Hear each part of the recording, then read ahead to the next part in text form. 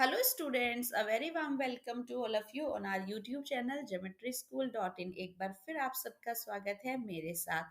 Student मैं आपके लिए लेके आई हूँ all India Sainik school entrance exam के लिए mock test number 2 for your science section. तो बच्चों, अगर आपने फर्स्ट मॉक टेस्ट को कंप्लीट कर लिया है तो आज आप सेकंड की वीडियो देखेंगे और अपने आंसर टिक करेंगे। तो चलिए स्टार्ट करते हैं आज का वीडियो। बच्चों, अगर आप तैयारी करना चाहते हैं इसी तरह के सैंपल पेपर से तो आप ऑनलाइन हमारे सैंपल पेपर सेट मंगा सकते हैं। आपको कॉल करना होगा 9528827121 नंबर पर आप कॉल करें और आपको यहाँ पर हार्ड कॉपी मिलेगी 5 सेट्स की, जो बिल्कुल एग्जाम पैटर्न पर हैं, जिसमें इसी तरह के एग्जाम लेवल के क्वेश्चंस आपको मिलेंगे। और ये दोनों ही क्लास के लिए, 6th के लिए भी अवेलेबल है, 9th क्लास के लिए भी अवेलेबल है। तो बच्चों, आप कॉल करें, अपना एड्रेस मेंशन कराएं और पीडीएफ यहाँ पर हार्ड कॉपी को अपने घर पर आप मंगा सकते हैं बाय गिविंग ऑनलाइन पेमेंट। तो चलिए, अगर आप चाहते हैं all India Sainik school entrance exam को क्वालिफाई करना तो ये सेट्स आपकी बहुत हेल्प करने वाले हैं। तो बढ़ते हैं हमारे पेपर की तरफ। चलिए आज के क्वेश्चंस करते हैं। आज मैं फिर आपको 25 क्वेश्चंस कराऊंगी और आपको कमेंट सेक्शन में बताना है कि 25 में से आपने कितना स्कोर अचीव किया है। वीडियो को पूरा देखें क्योंकि क्वेश्चन बहुत ही ज्यादा इंपॉर्टेंट है, हर चैप्टर से क्वेश्चन को पिक किया गया है। तो देखते हैं आज का first question. Rayon synthesized for the first time in, सबसे पहले जो रेयन एक आर्टिफिशियल सिल्क है, बेसिकली से सबसे पहले कहाँ सिंथेसाइज किया गया था? यूएसए में, इंग्लैंड में, ब्राजील या नीदरलैंड? तो जल्दी से अपना आंसर चूज कर लीजिए। रेयन को सबसे पहले बनाया गया था कहाँ पर? इंग्लैंड में। तो इसका करेक्ट आंसर क्या है? Option B. तो चलिए आगे बढ़ते हैं, आई होप आपका बिल्कुल करेक्ट होगा। The most conspicuous visible change that occur in boys during puberty. Puberty जब बॉयज और गर्ल्स क्या होते हैं, बेसिकली रिप्रोडक्टिव ऑर्गन उनके एक्टिवेट हो जाते हैं, मैच्योरिटी की तरफ आ जाते हैं, that is the age that is known as puberty. तो इसमें एक विजिबल चेंज होता है जो बॉयज में देखने को मिलता है, that is development in voice box, increase in height, production of sperms और इंक्रीज स्वैटिंग। तो बेसिकली जो अपीयरेंस होती है जो सभी में देखने को मिलता है at the age of puberty, that is increase in height. Height बढ़ने लग जाती है इस एज में, पुबर्टी की एज में, जो बॉयज में एक विजिबल चेंज है। तो बी इसका करेक्ट आंसर है।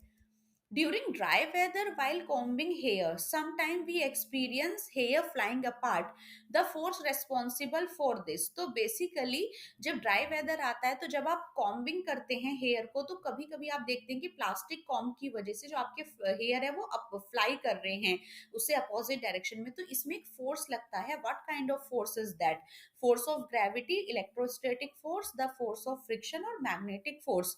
तो बेसिकली जो फोर्स आपको यहाँ देखने को मिलेगा that is the electrostatic force, because ये आयंस की वजह से है और it is a non contact force. जब आपके प्लास्टिक कॉम्ब से आप अपने कॉम्बिंग करते हैं तो आपका जो यहाँ पर बाल हैं उनमें आयंस और चार्जेस जनरेट हो जाते हैं जिसकी वजह से वो रिपेल करते हैं एक दूसरे को।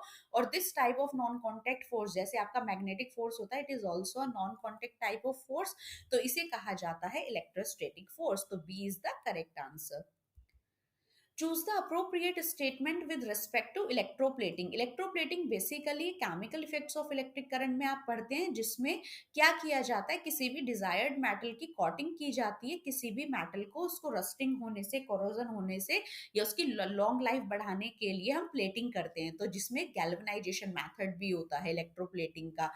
तो बेसिकली ये इसमें आपको चूज करना है करेक्ट आंसर। इन स्टेटमेंट के अकॉर्डिंग कुछ स्टेटमेंट इसमें बिल्कुल करेक्ट हैं, जैसे coating of zinc on iron protected from corrosion. Yes, उस पर जंग लगने से बचाने के लिए आयरन को आप क्या करते हैं? जिंक की कॉटिंग करते हैं। तो इसे कहा जाता है गैल्वेनाइजेशन। बिल्कुल करेक्ट स्टेटमेंट लग रहा है।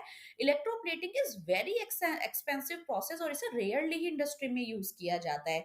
नहीं, आपकी जो बाट टैप्स होती हैं और आपका जो इंडस्ट्री, ऑटोमोबाइल इंडस्ट्री होती है, वहां पर व्हीकल्स को इस किसी भी तरह का स्क्रैच उस पर अपीयर ना हो, उसकी लॉन्ग लाइफ बढ़े, मेटल जो है वाटर के साथ या मड के साथ रिएक्ट ना करे, तो इसको बहुत ज्यादा यूज किया जाता है। क्रोमियम की प्लेटिंग की जाती है ज्वेलरी पर। बेसिकली क्रोमियम की प्लेटिंग ऑटोमोबाइल पार्ट्स पर, कार के पार्ट्स पर, जेट प्लेन के पार्ट्स पर, बाट टैप्स पर की जाती है। उसमें हम प्लैटिनम की कोटिंग करते हैं। कैंस को यूज किया जाता है for storing food, are made by electroplating tin on to iron. Cans को हम क्या करते हैं, फूड स्टोर करने के लिए यूज करते हैं, और उस पर हम आयरन पर उसे स्टोर नहीं करते, उसके ऊपर हम एक टिन की कोटिंग लगाते हैं। जैसे आपने मस्टर्ड ऑयल के टिन देखे होंगे, वो अंदर से क्या होते हैं, दे आर आयरन, बट उन पर की क्या जाती है, ऊपर से कॉटिंग हम करते हैं। तो बेसिकली कौन सी स्टेटमेंट करेक्ट लग रही है, ए बिल्कुल करेक्ट है, क्योंकि जिंक की कॉटिंग हम करते हैं आयरन पर उसको कोरोजन से बचाने के लिए, ये बिल्कुल ठीक है। साथ ही कैंस को, जो फूड कैंस होती है, उस पर हम टिन की कॉटिंग करते हैं, ये बिल्कुल ठीक है। लेकिन ये बहुत एक्सपेंसिव नहीं है, एक चीप प्रोसेस है, इसे और रेयरली नहीं वाइडली यूज किया जाता है। क्रोमियम की प्लेटिंग हम नहीं करते ज्वेलरी पर, प्लाटिनम की करते हैं। तो ये दोनों स्टेटमेंट बिल्कुल इनकरेक्ट जा रहा है। तो करेक्ट स्टेटमेंट क्या हुआ आपका, ऑप्शन 1 ए एंड डी। चलिए आगे बढ़ते हैं। Process of conversion of wood to carbon is called, basically आपको पता है जो आपके वुड होते हैं, फॉरेस्ट होते हैं, वुड को यहाँ फॉरेस्ट भी कहा जा सकता है। जब ये पूरी तरह से कार्बन में कन्वर्ट हो जाता है, जिसे हम डेड वेजिटेशन कहते हैं, जिससे आपके कोल का फॉर्मेशन होता है थाउजेंड्स ऑफ ईयर पहले, like due to the landslide और वोल्केनोज, जो आपके फॉरेस्ट थे वो ब्यूरिड हो गए थे अंडर द ग्राउंड, और due to the high pressure और temperature of the earth, they converted into a pure form of carbon like coal, coke. तो इस प्रोसेस को क्या कहा जाता है, and this process is known as carbonisation, because the outer cell wall of plant is made up of cellulose, and cellulose is a long chain of glucose, and glucose contain your carbon. तो basically जो आपका ये call होता है, this is a pure form of carbon. और weather other elements are also there like sulfur, phosphorus, nitrogen, because plant also have these elements in micro quantity।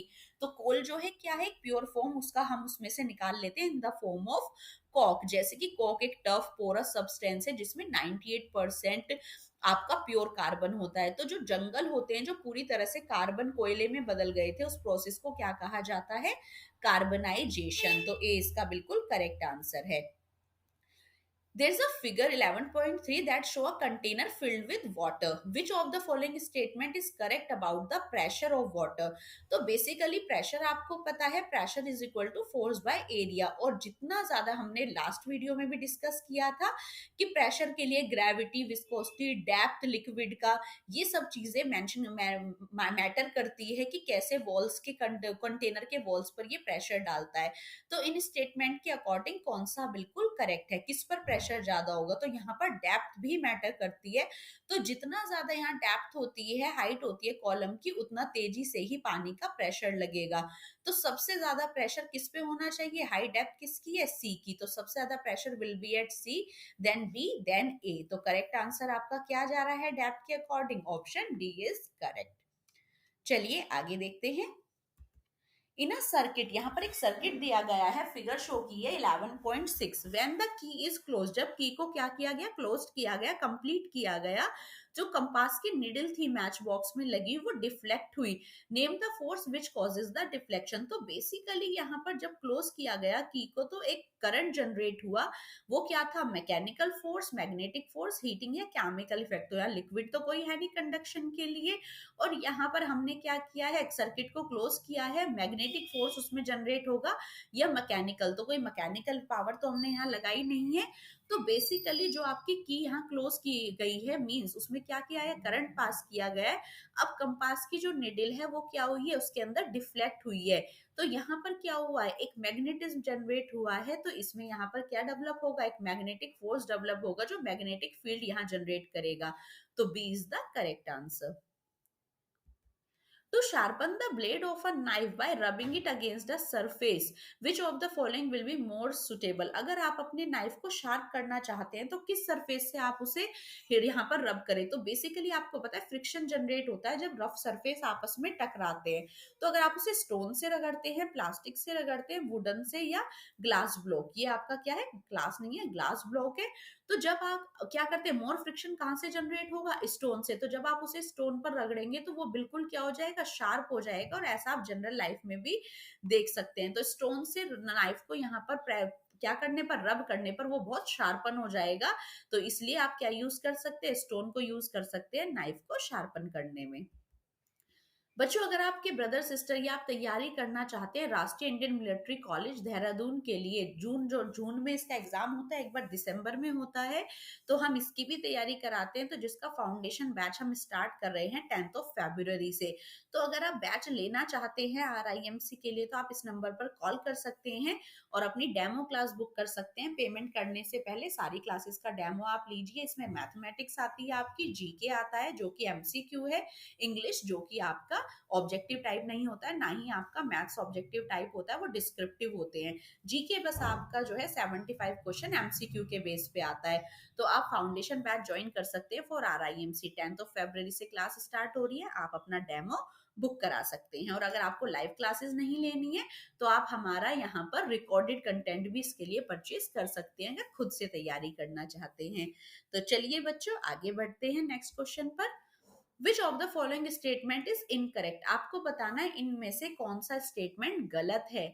Friction act करता है ball rolling along the ground, yes surface पर ये लाई करता है। एक अब friction क्या है? Friction is a force that oppose the motion. Friction water boat पर भी लगेगा, यस वाटर से भी फ्रिक्शन लगता है। Fact friction act on bicycle moving on smooth road, जैसे आपका क्या होता है, स्टैटिक फ्रिक्शन सबसे ज्यादा लगता है, फिर स्मूथ, फिर आपका rolling friction, but smooth surface पर भी फ्रिक्शन लगता है। Friction does not act on ball moving through air. बच्चों, एयर भी क्या एक मीडियम है और मीडियम होना चाहिए। तो यहाँ पर इनकरेक्ट क्या है? आपका एक मीडियम होना चाहिए प्रॉपर, चाहे वो सरफेस स्मूथ हो। तो ये कह रहे हैं कि नहीं लगेगा बॉल पर और एयर, क्योंकि अगर आप बात करें एरोप्लेन्स जो होते हैं उन पर भी तो फ्रिक्शन जनरेट होता है। तो बेसिकली ये कह रहे हैं नहीं लगता है बॉल अगर एयर के थ्रू जा रही है। तो ये स्टेटमेंट बिल्कुल इनकरेक्ट है। आगे देखते हैं। A list of medium is given below. In which of the medium sound cannot travel? इनमें से साउंड किस में ट्रेवल नहीं करेगी? वुड में, वाटर में, एयर में, वैक्यूम। तो बेसिकली आपका जो साउंड है, वुड गिरने पर भी आपको आवाज आती है, वाटर में भी आपकी आवाज आ जाती है, एयर में तो हम सब क्या करते हैं, कम्युनिकेट करती हैं। बट अगर साउंड ट्रेवल नहीं करती है तो बेसिकली कहाँ नहीं करती? वैक्यूम में, क्योंकि लाइट बहुत तेजी से करती है, लेकिन वैक्यूम में, vacuum means no medium at all, इस मीडियम में बिल्कुल भी आप आवाज नहीं सुन सकते, बिकॉज जो आपकी साउंड वेव्स होती हैं उनको क्या चाहिए? प्रोपोगेशन के लिए एक मीडियम चाहिए। तो इसका फोर्थ वाला ऑप्शन बिल्कुल करेक्ट है, क्योंकि पूछा है कि किस में साउंड ट्रेवल नहीं करेगी।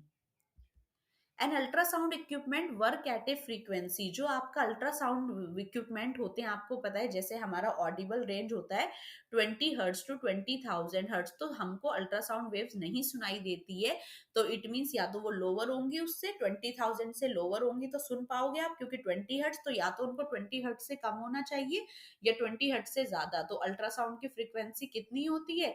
हाइयर देन 20,000 हर्ट्ज, इसलिए हम इन वेव्स को नहीं सुन पाते हैं। तो चलिए आगे बढ़ते हैं।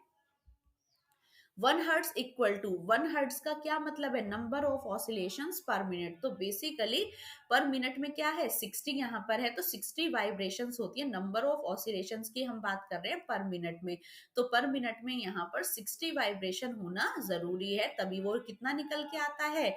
1 हर्ट्ज। तो 1 हर्ट्ज का मतलब क्या हुआ? 60 वाइब्रेशंस पर मिनट। इसे 1 हर्ट्ज से डिफाइन किया जाता है। तो C is the correct answer.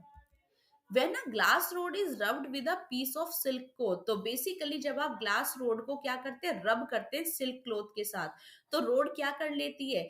The road and the cloth both acquire the positive charge, the road become positively charge while the cloth has negatively charge. तो यहाँ पर आपकी जो रोड है उस पर क्या आ जाता है? चार्ज आ जाता है। किससे? आपके पीस ऑफ क्लोथ से। तो road and the cloth both acquire, दोनों पे नेगेटिव होंगे, वो उसको अट्रैक्ट करेगा। तो ये तो ऑब्वियस है कि क्या होगा? अट्रैक्शन कब होगा? जब अपोजिट चार्ज होंगे, क्योंकि same charges repel each other. वो बिकम, रोड नेगेटिवली चार्ज हो जाती है जबकि क्लोथ पॉजिटिवली चार्ज हो जाता है। तो बेसिकली जो आपकी रोड है उसने एक्वायर किया है चार्ज और वो पॉजिटिवली चार्ज हो जाती है, क्लोथ आपका नेगेटिवली चार्ज होता है। तो 20 का बिल्कुल करेक्ट आंसर है।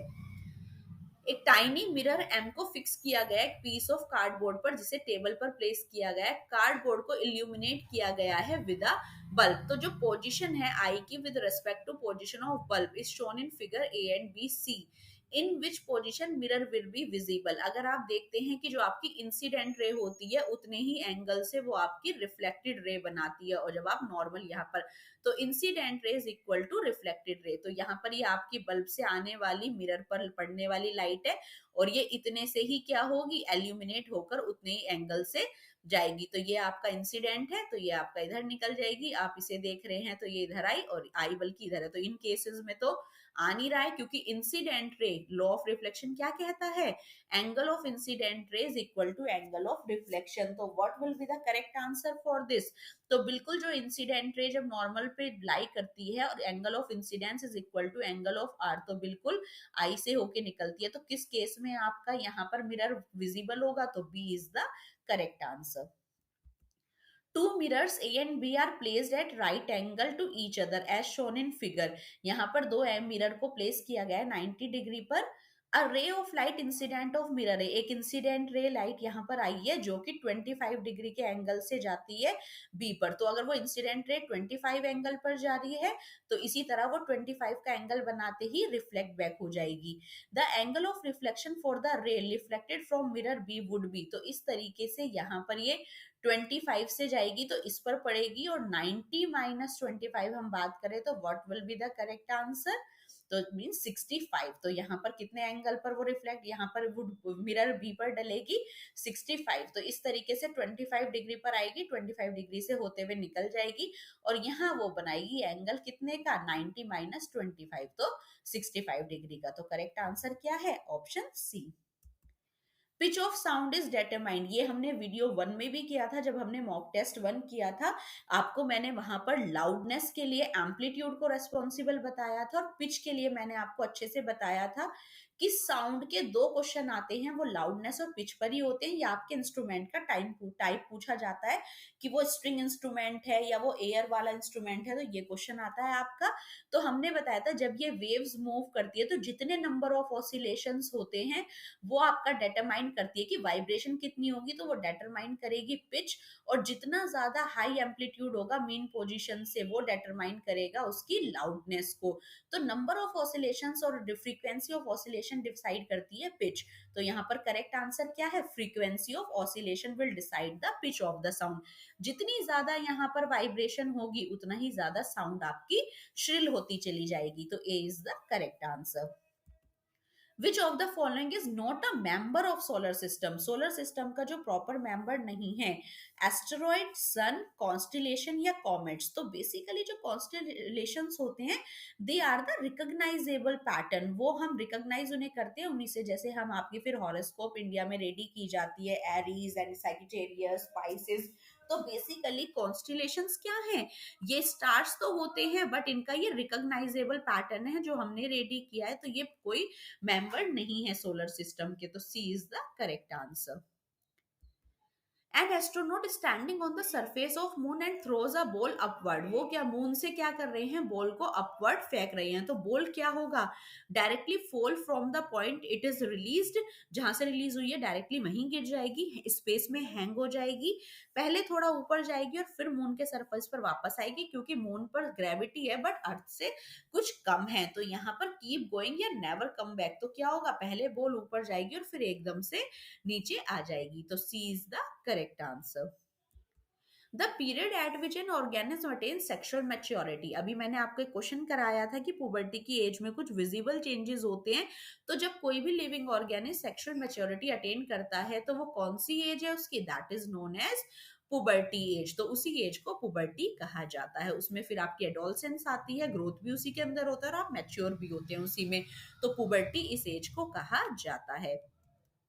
The process of zinc lamination on iron, बच्चों ये क्वेश्चन बहुत इंपॉर्टेंट है और बार बार chemical effects of electric current से ये रिपीट होता ही रहता है। तो जो जिंक की लैमिनेशन की जाती है, कॉटिंग की जाती है आयरन पर, इसे हम क्या कहते हैं, आयनाइजेशन, गैल्वेनाइजेशन, इलेक्ट्रोलाइसिस या नन ऑफ दीज। तो अभी मैंने बताया था कि यहाँ पर हमारे आयरन मेटल को प्रोटेक्ट करने के लिए उसे गैल्वेनाइज किया जाता है with the layer of zinc, जो उसे वाटर और ऑक्सीजन के साथ कोरोड होने से बचाता है। तो इस प्रोसेस को गैल्वेनाइजेशन प्रोसेस कहा जाता है। Which of the following is not the example of fertilizer, इनमें से कौन सा फर्टिलाइजर का एग्जाम्पल नहीं है। बेसिकली फर्टिलाइजर क्या होते हैं, these are the inorganic nutrients, ये आपके इनऑर्गेनिक न्यूट्रिएंट्स हैं जिन्हें फर्टिलाइजर या जिन्हें फर्टिलाइजिंग इंडस्ट्री में प्रिपेयर किया जाता है। तो इनमें से फर्टिलाइजर कौन नहीं है जो आपकी यील्ड भी बहुत ज्यादा देता है, these are the inorganic salts of chemicals, तो potash, human waste, nitrogen, phosphorus, potassium का कॉम्प्लेक्स या अमोनियम सल्फेट।